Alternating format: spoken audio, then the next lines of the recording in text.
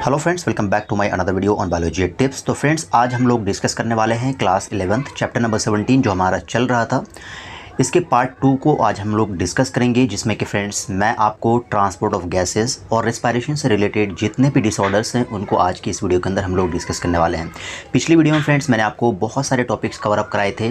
अगर आपने वो वीडियो नहीं देखी है तो फ्रेंड्स आपको इस वीडियो के ऊपर आई बटन का निशान दिख रहा होगा, उस पर क्लिक करके या आपको नीचे डिस्क्रिप्शन में लिंक मिल जाएगा, वहाँ से आप क्लिक करके उस वीडियो को देख सकते हैं। तो चलिए फ्रेंड्स, वीडियो को स्टार्ट करते हैं। लेकिन फ्रेंड्स, वीडियो में आगे बढ़ने से पहले अगर आप हमारे चैनल पर नए हैं तो चैनल को सब्सक्राइब कर बेल आइकन को जरूर प्रेस कर लीजिए, ताकि रोज़ आने वाले वीडियोज़ की नोटिफिकेशन सबसे पहले आपको मिले। तो चलिए फ्रेंड्स, आज जो हम लोग डिस्कस करेंगे, स्टार्ट करेंगे ट्रांसपोर्ट ऑफ गैसेस से। तो ट्रांसपोर्ट ऑफ गैसेस में फ्रेंड्स हम लोग ये जानने की कोशिश करेंगे कि आपकी बॉडी के अंदर किस तरीके से गैस का ट्रांसपोर्ट होता है, चाहे वो ऑक्सीजन हो चाहे कार्बन डाइऑक्साइड हो। तो सबसे पहले आपको ये जानना बहुत ज़रूरी है कि ब्लड जो है, ये ब्लड ही एक ऐसा मीडियम होता है फ्रेंड्स, जो कि आपके CO2 और O2 के ट्रांसपोर्ट में बहुत हेल्प करता है। यानी आपकी बॉडी के अंदर CO2 और O2 का जो एक्सचेंज होता है उसको ट्रांसपोर्ट करने के लिए ब्लड ही बहुत ही अहम रोल प्ले करता है। ठीक है, तो उसके बाद आपको देखिए ध्यान रखना है कि जो ऑक्सीजन है, यानी जब आप इनहेल करते हैं तो 97% ऑफ ऑक्सीजन जो है फ्रेंड्स आपका आरबीसी के थ्रू आपकी बॉडी के अंदर ट्रांसपोर्ट होता है, और बाकी बचे 3% जो है आपकी डिसॉल्व्ड स्टेट यानी प्लाज्मा में घुलकर वो आगे ट्रांसपोर्ट होता है। और कार्बन डाइऑक्साइड की बात करें तो ये 20 to 25% जो कार्बन डाइऑक्साइड है ये ट्रांसपोर्ट होता है आरबीसी के थ्रू, और 70% होता है बाइकार्बोनेट आयंस के थ्रू, और बाकी 7% ये होता है डिसॉल्व्ड स्टेट यानी घुले हुए स्टेट में ये ब्लड प्लाज्मा के थ्रू ये ट्रांसपोर्ट होता है। ठीक है, चलिए अब आगे बात करते हैं ऑक्सीजन का ट्रांसपोर्ट किस तरीके से होता है हमारी बॉडी के अंदर। तो देखिए, ऑक्सीजन के ट्रांसपोर्ट के लिए एक आयरन कंटेनिंग पिगमेंट होता है हमारी ब्लड के अंदर, जिसे कहते हैं हीमोग्लोबिन। हीमोग्लोबिन क्या फ्रेंड्स, आपको पता है, शुरू से आप लोग पढ़ते हुए आ रहे हैं कि हीमोग्लोबिन की वजह से है हमारा जो ब्लड होता है उसका कलर रेड होता है। तो हीमोग्लोबिन जो है फ्रेंड्स ये हमारी ब्लड के अंदर मौजूद होता है, ये रेड कलर का होता है और इसका काम होता है ऑक्सीजन को कैरी करना। ठीक है, तो ये एक ऐसा पिगमेंट है जो आरबीसी के ऊपर मौजूद होता है और ये ऑक्सीजन को बाइंड करता है। इससे क्या बनाने के लिए, ऑक्सी हीमोग्लोबिन मॉलिक्यूल बना लेता है। देखिए, जैसे ये हीमोग्लोबिन मॉलिक्यूल है, ये ऑक्सीजन से बाइंड करने के बाद ये ये यहाँ पे फ्रेंड्स HbO2 आएगा। HbO2 नहीं है, ये गलत हो गया। ठीक है, तो ये ऑक्सी हीमोग्लोबिन मॉलिक्यूल बनाएगा, और यहाँ पे आपको ध्यान रखना है कि एक हीमोग्लोबिन मॉलिक्यूल जो है 4 ऑक्सीजन मॉलिक्यूल को कैरी करता है। एक तरीके से आप समझ सकते हैं कि हीमोग्लोबिन मॉलिक्यूल ही कैरियर है, ऑक्सीजन को कैरी करता है, जो कि आपके एल्वेलाई से लेकर आगे ब्लड के अंदर ट्रांसपोर्ट करने का काम एक तरीके से हीमोग्लोबिन का ही है। ठीक है, उसके बाद देखिए बाइंडिंग ऑफ O2, जो O2 बाइंड करता है हीमोग्लोबिन से, ये कुछ फैक्टर पे डिपेंड करता है। कौन कौन सा फैक्टर है वो देख लेते हैं। वो फैक्टर होता है PO2 यानी partial pressure of O2, partial pressure of carbon dioxide, H+ ion concentration and temperature. ये चारों फैक्टर बहुत ही ज़्यादा रोल प्ले करता है किसके, हीमोग्लोबिन मॉलिक्यूल से ऑक्सीजन को अटैच होने में। ठीक है, तो अब ये देखते हैं इन चारों फैक्टर्स पे डिपेंड करता है। देखिए, तो मान लेते हैं यहाँ पे हम लिखेंगे, जैसे देखिए ये आपका एल्वेलाई है और ये है आपका टिश्यू, और एल्वेलाई से क्या है, आपका जो ऑक्सीजन गैसेस है वो टिश्यू के पास जाएगा। तो यहाँ पे हम लिख लेते हैं कि partial pressure of oxygen, partial pressure of CO2, H+ ion concentration, और चौथा आता है इसके अंदर टेम्परेचर। ठीक है, इनमें आपको ध्यान रखना है, जब ऑक्सीजन का पार्शियल प्रेशर ज़्यादा हो जाएगा बाकी सब कम होगा। कार्बन डाइऑक्साइड का पार्शियल प्रेशर कम होगा, H+ आयन कंसंट्रेशन कम हो जाएगा और टेम्परेचर कम होगा। तो इससे क्या होगा फ्रेंड्स, HbO2 का फॉर्मेशन हो जाएगा। HbO2 का फॉर्मेशन कैसे, कि हीमोग्लोबिन मॉलिक्यूल जो है ये ऑक्सीजन से बाइंड करेगा और HbO2 मॉलिक्यूल बनाएगा। तो यहाँ पे क्या है, देखिए कि इसके अंदर ये डिपेंड करता है कि ऑक्सीजन का जो पार्शियल प्रेशर कितना है। तो ऑक्सीजन का पार्शियल प्रेशर अगर यहाँ पे ज़्यादा होता है तो HbO2 का फॉर्मेशन हो जाएगा यहाँ पे। लेकिन टिश्यू के अंदर यहाँ पे उल्टा होता है। टिश्यू के अंदर क्या होता है फ्रेंड्स, कि ऑक्सीजन का जो पार्शियल प्रेशर है नीचे हो जाता है और कार्बन डाइऑक्साइड का पार्शियल प्रेशर ज़्यादा हो जाता है, H+ आयन कंसंट्रेशन ये भी ज़्यादा हो जाता है और टेम्परेचर भी ज़्यादा हो जाता है। इससे क्या होता है फ्रेंड्स, HbO2 का डिसोसिएशन हो जाता है। HbO2 का क्या होता है, डिसोसिएशन हो जाता है, यानी HbO2 डिसोसिएट हो जाता है किसमें, Hb+O2 के अंदर। ठीक है, तो ये इसका प्रोसेस है। अब आगे देखते हैं फ्रेंड्स, इसके बाद आता है ऑक्सीजन डिसोसिएशन कर्व। समझते हैं ऑक्सीजन डिसोसिएशन कर्व क्या है। The graph drawn between percentage saturation of haemoglobin with O2 and PO2, this S shape curve is called oxygen dissociation curve. अब इसको समझते हैं। देखिए यहाँ पे हम लोग एक आपकी एनसीईआरटी में एक ग्राफ ड्रॉ किया हुआ है, इसको समझते हैं। देखिए कि percentage saturation of haemoglobin oxygen इधर का है, ऑक्सीजन का, और ये पार्शियल प्रेशर है ऑक्सीजन का। इसमें क्या है कि जब आपका इस तरीके से आप जब दोनों के बीच एक ग्राफ ड्रॉ करेंगे तो आपकी ग्राफ कुछ इस तरीके से एस शेप में आपको बनेगी। ये इसे कहते हैं सिग्मोइड शेप। क्या बोलते हैं? Sigmoid shape. ठीक है फ्रेंड्स। तो चलिए फ्रेंड्स, अब हम देखेंगे कि CO2 का ट्रांसपोर्ट हमारी बॉडी के अंदर किस तरीके से होता है। यहाँ पे देखिए कि 20 से 25% जो CO2 है ये RBC के थ्रू ट्रांसपोर्ट होगा, 70% जो है कार्बोनेट के थ्रू ट्रांसपोर्ट होता है, और 7% ये डिसॉल्व्ड स्टेट में प्लाज्मा के थ्रू ट्रांसपोर्ट होता है। ये हमने पहले भी पढ़ा है। ठीक है। अब CO2 को कैरी करने वाला एक मॉलिक्यूल होता है जिसे कहते हैं कार्बामिनो हीमोग्लोबिन मॉलिक्यूल, HbCO2। ठीक है। और यहाँ पे क्या है, HbCO2 की जो बाइंडिंग होती है ये कुछ पार्शियल प्रेशर CO2 और O2 के पार्शियल प्रेशर पर डिपेंड करता है। व्हेन PCO2 इज़ हाई, अगर पार्शियल प्रेशर CO2 का ज़्यादा हो जाता है और PO2 का कम हो जाता है तो इसमें क्या होता है, ये टिश्यू के अंदर होता है। ठीक है। तो इसमें क्या होगा कि CO2 की बाइंडिंग ज़्यादा हो जाएगी, more binding of CO2 occur when PCO2 is low. अब यहाँ पे क्या है, जब CO2 का लेवल नीचे हो जाएगा और O2 का लेवल ऊपर हो जाएगा तो इसमें क्या है, ये एल्वेलाई के अंदर होता है, ऑक्सीजन का लेवल एल्वेलाई के अंदर ज़्यादा होता है, तो यहाँ पे क्या है, CO2 का डिसोसिएशन हो जाएगा HbCO2 से। ठीक है। अब देखिए यहाँ पे RBC जो है, RBC के पास एक एंजाइम होता है जिसे कार्बनिक एनहाइड्रेज एंजाइम बोलते हैं, जो कि RBC के ऊपर मौजूद होता है, which facilitate the following reaction in both direction. अब इसका काम क्या है कि रिएक्शन को दोनों डायरेक्शन में कराता है। ठीक है। एसोसिएशन और डिसोसिएशन दोनों काम कराता है ये। Partial pressure of carbon dioxide is high in the tissue. अभी मैंने आपको बताया था कि कार्बन डाइऑक्साइड का जो प्रेशर होता है ये टिश्यू के अंदर ज़्यादा होता है, और जहाँ पे CO2 की बाइंडिंग ज़्यादा होती है। ठीक है। इस तरीके से यहाँ पे CO2 की जो बाइंडिंग होती है ये ज़्यादा हो जाती है। इन द एल्वेलाई, अब बात करते हैं एल्वेलाई के अंदर, यहाँ पे क्या पार्शियल प्रेशर ऑक्सीजन का ज़्यादा होता है, यहाँ पे CO2 का पार्शियल प्रेशर कम होता है, तो कार्बन डाइऑक्साइड क्या होगा, डिसोशिएट कर जाएगा कार्बामिनो हीमोग्लोबिन मॉलिक्यूल से। इस तरीके से एंजाइम जो है कार्बनिक एनहाइड्रेज अभी बताया था, ये दोनों तरफ रिएक्शन कराएगा। तो इससे जो क्या होगा कि बाइकार्बोनेट जो है, बाइकार्बोनेट आयन बनेगी और ये टिश्यू से कार्बन डाइऑक्साइड को रिलीज़ कर देगा एल्वेलाई की तरफ। ठीक है। ये इसका प्रोसेस है।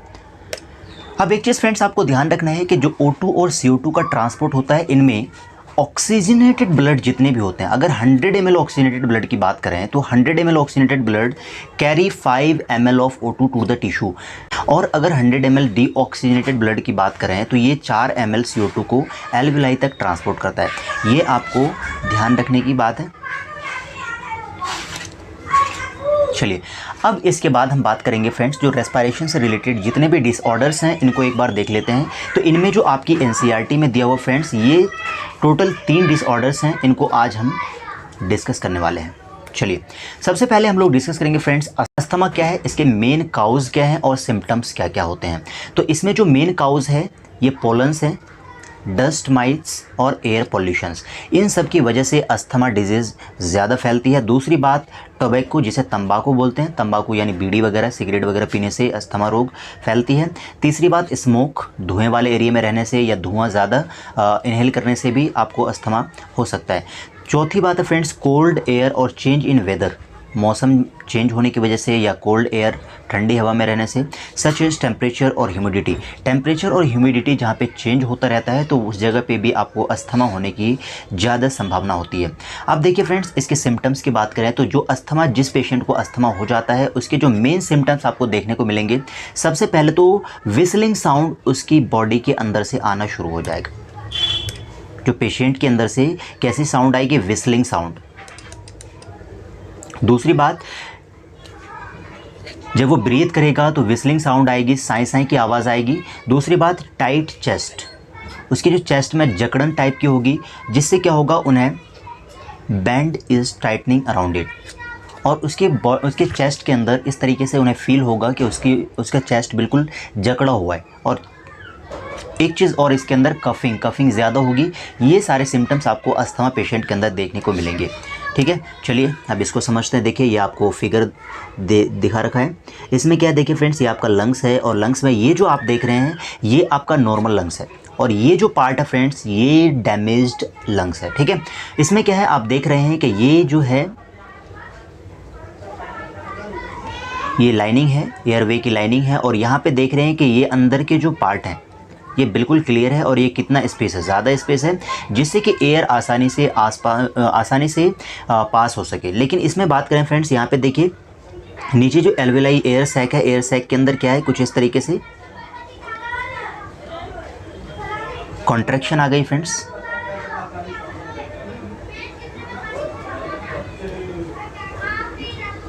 ठीक है, तो इससे क्या हुआ फ्रेंड्स, ये देखिए ये ल्यूमेन जो है इसका एरिया है ये बिल्कुल नैरो हो चुका है जिससे कि सांस लेने में पेशेंट को काफ़ी प्रॉब्लम होती है।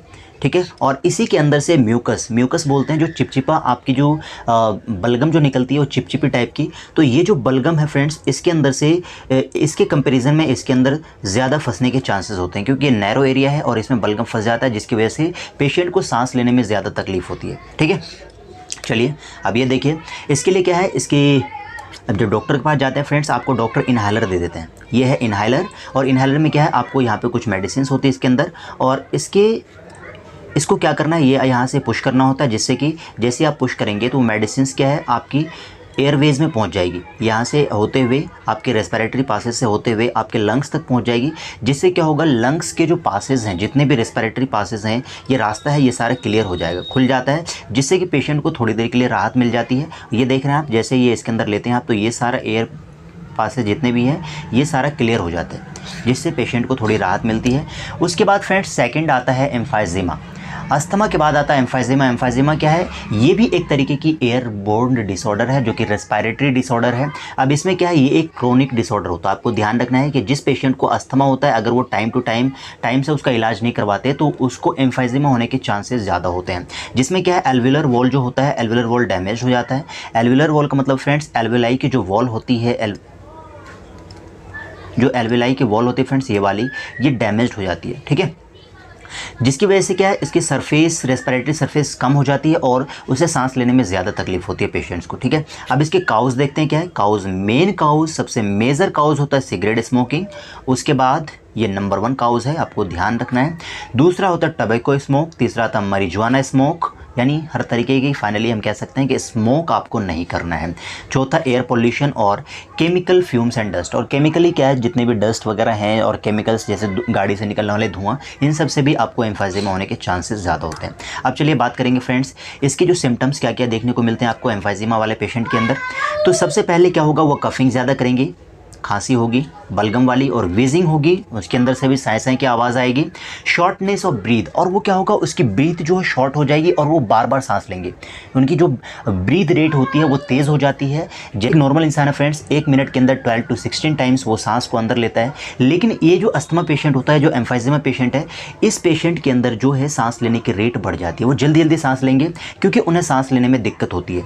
और चेस्ट टाइटनिंग इसके अंदर भी होगी, चेस्ट के अंदर जकड़न होगी और increase in production of mucus. और म्यूकस जो चिपचिपी वाली बलगम होती है वो ज़्यादा इसके अंदर बनेगी। ठीक है, तो उसके बाद अब देखिए ये है आपके पेशेंट और ये देखिए ये हेल्दी पेशेंट की एल्वेलाई है और ये डैमेज्ड। ठीक है, जो यहाँ पे पेशेंट है ये एल्वेलाई डैमेज हो चुका है और अंदर का जो सरफेस एरिया है ये बहुत कम हो चुका है, जिससे क्या है कि उसको एल्वेलाई के अंदर इतनी स्पेस नहीं है जिससे कि वो एयर को ईजिली क्या कहते हैं इजीली एक्सचेंज कर सके, इजीली ले सके।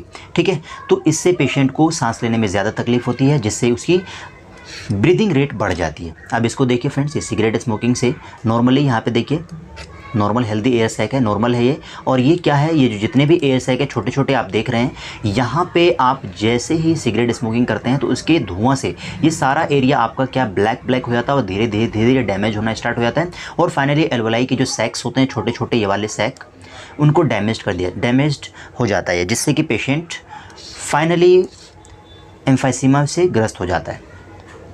चलिए अब बात करेंगे फ्रेंड्स लास्ट वाला जो डिसऑर्डर है ये है ऑक्यूपेशनली रेस्पिरेटरी डिसऑर्डर। ये डिसऑर्डर जनरली किससे होता है इसको एक बार देखते हैं। ये ख़ास करके फ्रेंड्स जितने भी वर्कर्स होते हैं जो चिमनी यानी भट्टे पे काम करते हैं।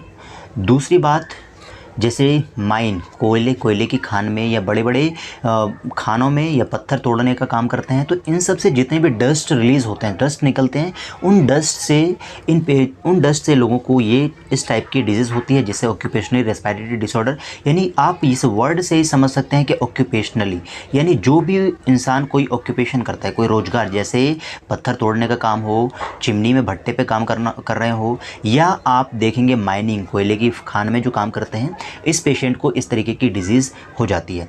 तो इसमें और देखिए, जिसमें केमिकल्स हो, स्मोक्स हो, प्रोटीन हो और डस्ट, इन सब से ये बीमारी फैलती है। और इसके सिम्टम्स अगर बात करें तो इसके अंदर कफिंग होती है पेशेंट को, शॉर्टनेस ऑफ ब्रीथ इसमें भी होगी, चेस्ट के अंदर पेन होगा, चेस्ट टाइटनेस होगी यानी चेस्ट में जकड़न होगी, और एबनॉर्मल ब्रीदिंग पैटर्न, और इसके सांस की जो पैटर्न बदल जाएगी, यानी जो उसकी नॉर्मल ब्रीथ रेट है 12 to 16 टाइम्स वो ज़्यादा हो जाएगी। ठीक है, वो जल्दी फिर सांस लेंगे, क्योंकि उसके अंदर सफोकेशन ज़्यादा हो जाती है, सांस अंदर जा नहीं पाता है, और जिस वजह से उन्हें जल्दी सांस लेनी पड़ती है। अब इसको इस तरीके के पेशेंट को एक एडवाइस दी जाती है कि वो प्रोटेक्टिव मास्क पहने। प्रोटेक्टिव मास्क आप कोयले की खान में जो जितने भी इस तरीके के काम है ऑक्यूपेशन वाले, तो इसमें क्या है, आपको मास्क, प्रोटेक्टिव मास्क आपको पहन लेना है, जिससे कि आप इन तरीके की बीमारी से बचे रहें।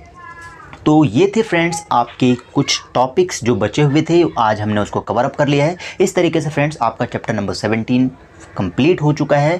अब फ्रेंड्स नेक्स्ट वीडियो के अंदर मैं आपको चैप्टर नंबर 18 जो कि है बॉडी फ्लूइड एंड सर्कुलेशंस, उसको हम डिस्कस करेंगे। तो उम्मीद है फ्रेंड्स आपको ये वीडियो पसंद आई होगी। अगर आपको हमारी ये वीडियो अच्छी लगी हो तो प्लीज़ आप इस वीडियो को लाइक कर दीजिए, और साथ ही साथ फ्रेंड्स अपने दोस्तों में शेयर कीजिए। तो चलिए फ्रेंड्स, मिलते हैं आपको अगली वीडियो में, तब तक के लिए थैंक यू, गुड बाय।